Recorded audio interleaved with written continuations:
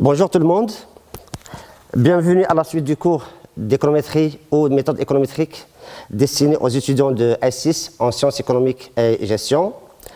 Nous avons déjà commencé le paragraphe de l'inférence statistique dans la vidéo précédente. Je termine le même paragraphe dans la présente vidéo.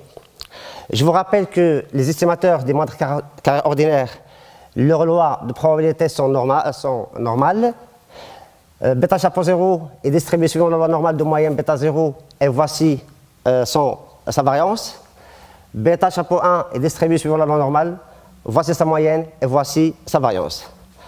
Pour pouvoir calculer maintenant ces variances, on devrait estimer la variance du terme aléatoire, qui est inconnue, c'est la variance des résidus. Voici le principe.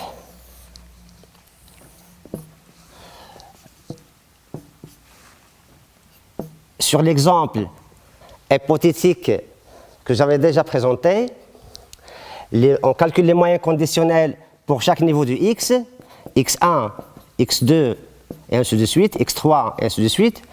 On calcule les moyens conditionnels pour chaque niveau de x. On a pris l'exemple de consommation et revenu. X c'est le revenu, Y c'est la consommation des ménages. Et donc on calcule la consommation moyenne des ménages pour chaque niveau du x. Et j'obtiens des points qui sont parfaitement alignés. Donc des points qui sont parfaitement alignés. Les voici. Qu'en est-il maintenant de l'observation individuelle dans le modèle, puisque les moyens conditionnels sont alignés, c'est égal bêta 0 plus bêta 1 fois x. Les points sont alignés, elles prennent la forme d'une droite, donc voici l'expression de la droite. Qu'en est-il maintenant de chaque point yi? Chaque consommation individuelle est dispersée autour de la consommation moyenne conditionnelle. Donc voici les moyens conditionnels. Donc il y a une distribution de yi autour de cette moyenne conditionnelle. Et je peux calculer l'écart entre chaque point yi et cette moyenne conditionnelle. Voici le premier écart et on note U1. Deuxième écart, note U2. Troisième écart, quatrième écart. Donc chaque déviation de yi par rapport à sa moyenne conditionnelle est un écart noté U. Et puisqu'ici nous avons Y1, Y2, 3, 4, 5 observations, donc on aura 5 écarts. U1, U2, U3, U4 et U5. Cette distribution des UU, elle a une moyenne et une variance. Une moyenne et une variance, c'est que la moyenne de UU, c'est égal à 0, et la variance de termes aléatoires, UU, inconnu. Et la variance du terme aléatoire, elle est inconnue. Donc, puisque déjà, à l'origine de l'idée, cette droite est définie sur la population, bêta 0, bêta 1 inconnu, donc cette droite est inconnue. Et puisqu'il est inconnu, on ne peut jamais calculer les écarts sur la population. Et on ne peut jamais calculer leur moyenne sur la population. Et on ne peut jamais calculer leur variance sur la population. On démontre que leur moyenne est de 0 et par la suite, on va estimer leur variance.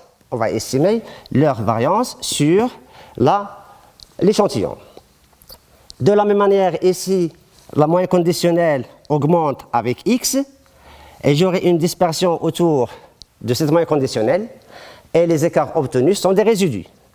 U1, U2, U3, U4, U5, U6 et ainsi de suite. Donc ce sont les écarts, les résidus, expriment la déviation de chaque observation yi par rapport à cette moyenne conditionnelle. De même ici, pour le niveau x3, on fait la même chose.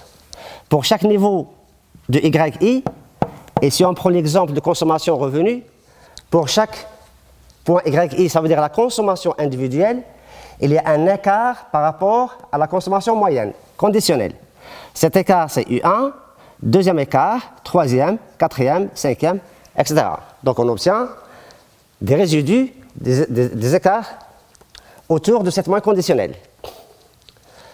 L'hypothèse de l'homoscédasticité, ça veut dire quel que soit le niveau de X, quel que soit XI,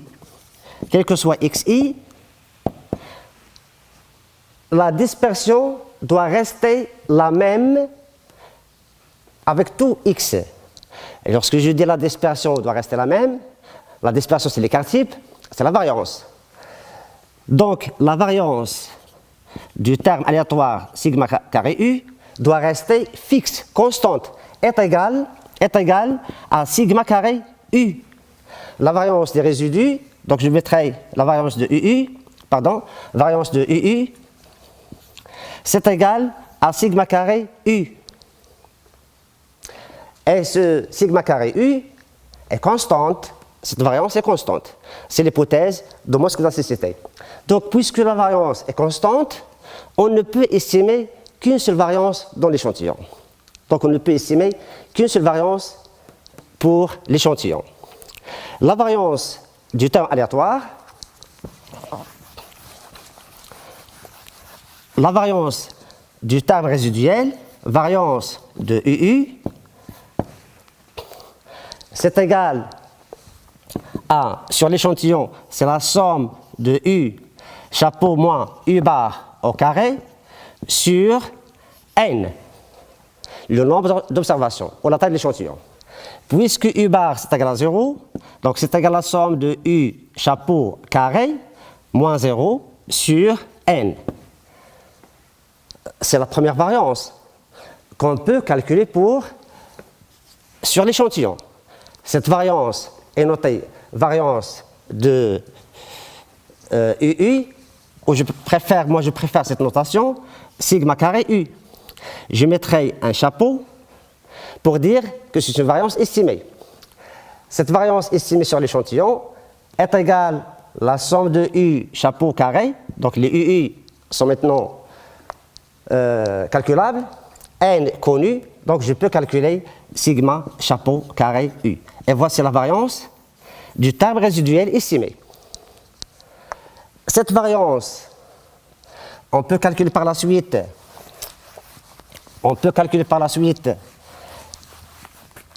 son espérance mathématique, sigma chapeau carré U,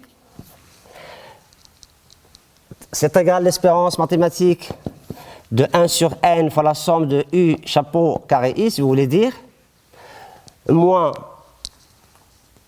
la même quantité de taux au carré pour appliquer la formule de la variance. On trouve à la fin que l'espérance mathématique de sigma chapeau carré U n'est pas égale à sigma carré U. Elle est différente.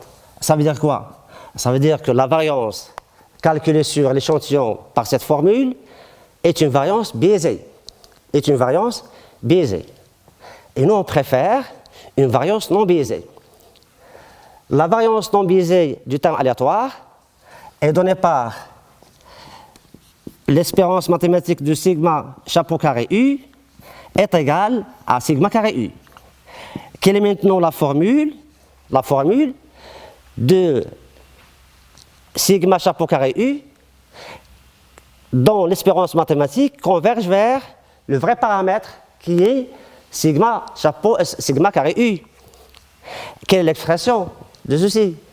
On démontre mathématiquement, à travers 5 ou 6 lignes, on démontre mathématiquement que cette variance estimée, sigma chapeau carré U, c'est égal à la somme de U chapeau carré I sur N moins 2. On introduit le facteur de correction. Et j'obtiens ici une variance non biaisée. Cette variance, maintenant, est non biaisée. Donc, à retenir maintenant que la variance du terme aléatoire, il y en a deux. Donc, des variances estimées, il y en a deux. Une qui est biaisée et l'autre non biaisée. Celle qui est biaisée, c'est lorsqu'on divise par n. Celle qui est non biaisée, lorsqu'on divise par n-2. Et j'obtiens la variance du terme aléatoire estimé. Donc ces écarts qui sont inconnus, inobservables au niveau de la population, sont devenus maintenant connus sur l'échantillon et on peut les calculer. Par la suite, quel est l'intérêt de cette variance? L'intérêt de cette variance, c'est pour compléter le calcul de la variance des estimateurs. Je prends le cas de bêta chapeau 1, la variance de bêta chapeau 1, c'est égal sigma carré U, c'est la variance du terme aléatoire sur la somme de xi moins x bar au carré. Jusqu'à présent, on ne peut pas calculer numériquement cette variance, on ne peut pas trouver la valeur numérique de variance de bêta chapeau 1, sauf si on estime cette variance. On va remplacer maintenant la variance du terme aléatoire par son expression et j'obtiens ici, variance de bêta chapeau 1, c'est sigma carré chapeau U sur la somme du xi moins x bar au carré. Et je remplace cette variance par cette quantité. Et j'obtiens ici, je remplace et j'obtiens la somme de U chapeau I carré sur n moins 2, le tout rapporté, la somme de I est égale à 1 jusqu'à n, de la somme de xi moins x bar au carré, ce qui donne la variance de bêta chapeau 1. À retenir par cœur cette formule, pour pouvoir calculer les variances des estimateurs. Ça va nous servir au test d'hypothèse sur les paramètres. De la même manière, on va calculer la variance de bêta chapeau 0 de l'ordonnée à l'origine. Cette variance est égale, je reprends ici la variance de bêta chapeau 0, c'est égal à sigma carré U fois la somme de grand xi au carré sur n fois la somme de xi moins x bar au carré. Vous trouverez dans le fascicule du cours qu'on a condensé cette écriture, on a posé comme changement xi moins x bar comme étant petit xi et yi moins y bar comme étant petit yi. C'est pour faciliter les écritures tout simplement. C'est pour condenser les écritures. Donc vous trouverez dans le fascicule sur petit xi. Petit xi, c'est déjà le changement xi moins x bar. Et petit yi, c'est yi moins y bar. Ce n'est pas la même chose. Lorsque j'ai ici grand xi signifie la variable certaine xi. Et pour petit xi signifie xi moins x bar. Donc ce n'est pas la même chose. La variance du terme aléatoire est inconnue, variance de bêta chapeau 0 jusqu'à présent inconnue. Pour pouvoir la calculer, je remplace la variance des résidus estimés par son expression. C'est égal à la somme de U chapeau I au carré sur n-2 fois la somme de xi carré divisé par petit n, la taille de l'échantillon, fois la somme de xi moins x bar au carré. Voilà. Alors, j'ai ici une petite remarque. On ne peut pas normalement, on ne peut pas mettre ici l'égalité. On ne peut pas mettre ici le passage de la première expression à la deuxième, on ne peut pas mettre parfaitement égal. Il y a une petite différence. Ce sont des estimations. Donc, à titre de simplification, je mettrai égal et je remplace la variance par son expression. Mais normalement, je dis, puisque la variance des résidus est inconnue, on l'estime sur l'échantillon par la formule ceci. Je fais le calcul et je remplace le calcul, son expression dans la formule, je le multiplie par la valeur de la somme de xi carré et je divise par ceci et je donne une expression finale. Donc il n'y a pas de l'identité parfaite entre ces deux expressions. Parce qu'il n'y a que, ce ne sont que des estimations. Ça c'est la formule, c'est la variance exacte. C'est une variance estimée ou réécrite en fonction de la variance du terme aléatoire. Voici maintenant les propriétés statistiques des moindres cas ordinaires et leur loi de probabilité et aussi la variance du terme aléatoire et son estimation par une expression non biaisée.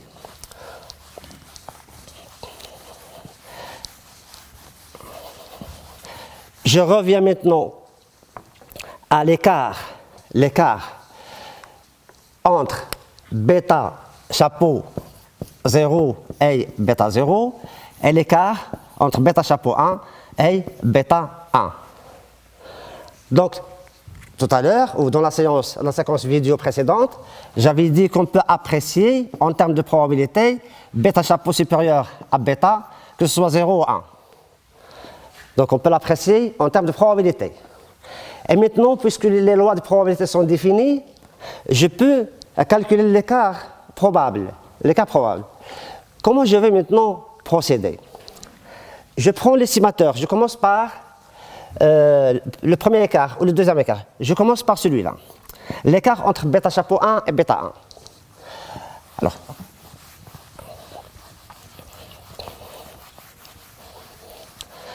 Alors, je commence maintenant par cet écart. Je prends l'estimateur bêta chapeau 1. Le voici. Je retranche sa moyenne, mon espérance mathématique de bêta chapeau 1. Et je divise par son écart type, bêta chapeau 1. Maintenant, lorsque je divise par l'écart type, j'avais changé de notation en mettant l'écart type comme étant sigma.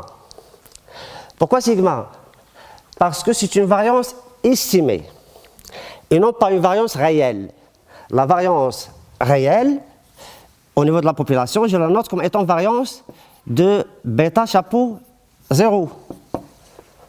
Et je donne la variance de bêta chapeau 0, variance de bêta chapeau 1, et je donne l'expression. Je donne l'expression en fonction de variance de UI sur la somme de xi moins x bar. En faisant le calcul de ceci sur l'échantillon, donc je l'estime, par une variance non biaisée, je remplace, j'obtiens une variance. Je mettrai cette variance comme étant S carré, bêta chapeau 1. Je note la variance estimée comme ça. Tout à l'heure, je l'ai écrite par variance. Je la symbolise par delta. Donc, je divise par l'écart type, ça veut dire l'écart type de la variance estimée. L'écart type de la variance calculée après estimation du terme aléatoire. Donc, tout simplement, j'ai centré et j'ai réduit l'estimateur bêta chapeau 1. Je centre et je réduis, je développe mathématiquement le calcul. Qu'est-ce que j'obtiens? Bêta chapeau 1, après une petite transformation, ici après une petite transformation, je trouve que bêta chapeau 1 suit la loi normale. La variance, l'écart type c'est la variance, donc l'écart type n'a rien de que la racine carrée de la variance. Nous avons ici les carrés, et ça converge vers la loi de Q2. On démontre que le rapport normal sur Q2 est un T de student. Donc le rapport converge vers le T de student. Ce T de student est défini par le degré de liberté de cette quantité qui est au numérateur qui est distribuée suivant un Q2 à quel degré de liberté? À n-2. Puisque déjà ici, il y a une variance des résidus. Et dans la variance des résidus, on divise par n-2 pour avoir une variance non biaisée. Et de ceci, cette quantité qui est au numérateur après développement, ça converge vers un Q2 à n-2 degrés de liberté. Alors, regardez le fascicule, vous trouverez la démonstration. Ici, au numérateur, bêta chapeau 1 suit la loi normale. Donc, le rapport fait un T de student. À quel degré de liberté? À n-2 degrés de liberté. Donc, le rapport, c'est un T. Alors, maintenant,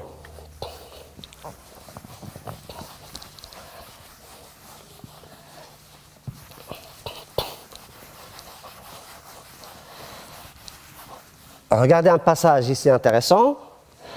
Je vais maintenant écrire ceci. Cela implique que bêta chapeau 1 moins cet estimateur et son billet est égal à bêta 1. Donc, l'espérance mathématique de bêta chapeau 1, c'est égal à bêta 1. Je divise par l'écart type de bêta chapeau 1 est égal à t n-2.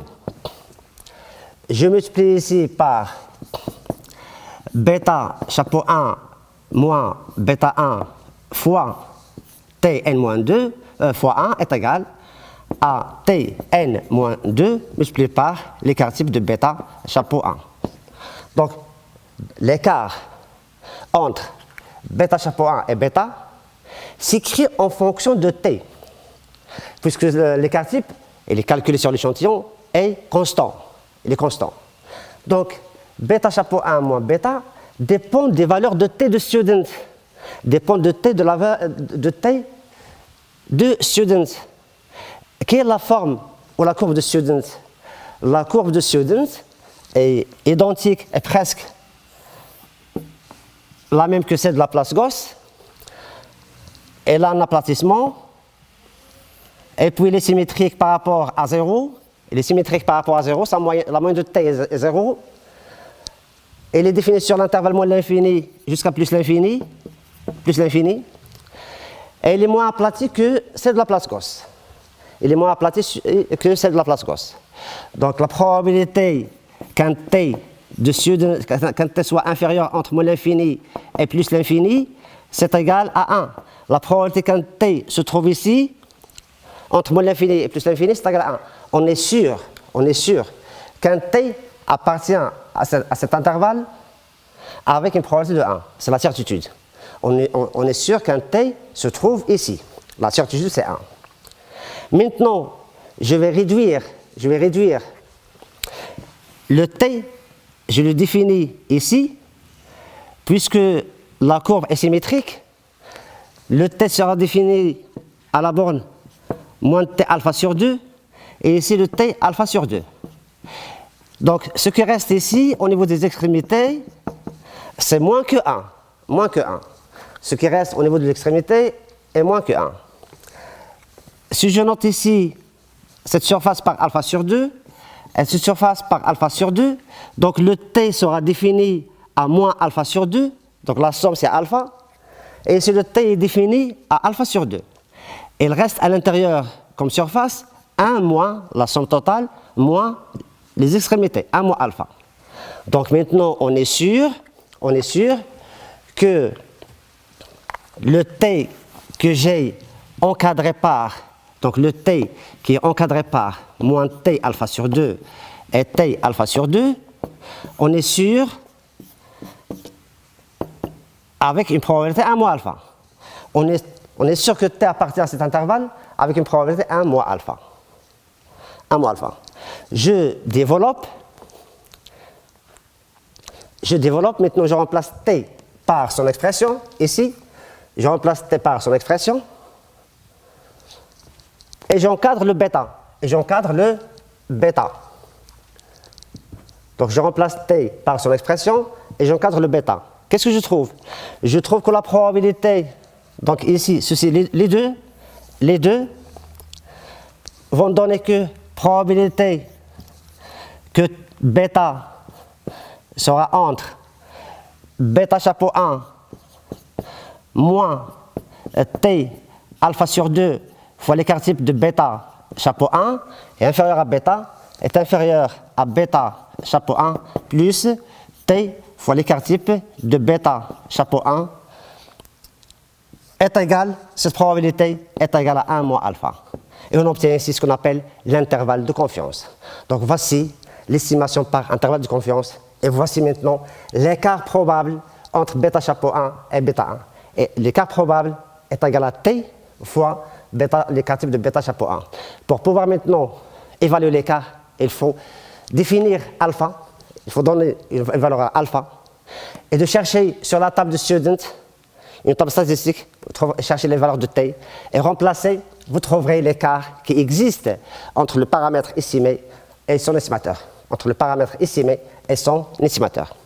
On fait la même chose pour l'estimateur bêta chapeau 0 et on obtient l'intervalle de confiance de bêta chapeau 0. Donc ça c'est l'intervalle de confiance de bêta chapeau bêta 1. Ça veut dire que bêta 1, la probabilité que se trouve dans cet intervalle, elle est de 1 moins alpha. Donc on a tout simplement apprécié l'intervalle auquel pouvait appartenir le bêta, un paramètre qui est inconnu et qui reste toujours inconnu. Voilà, merci.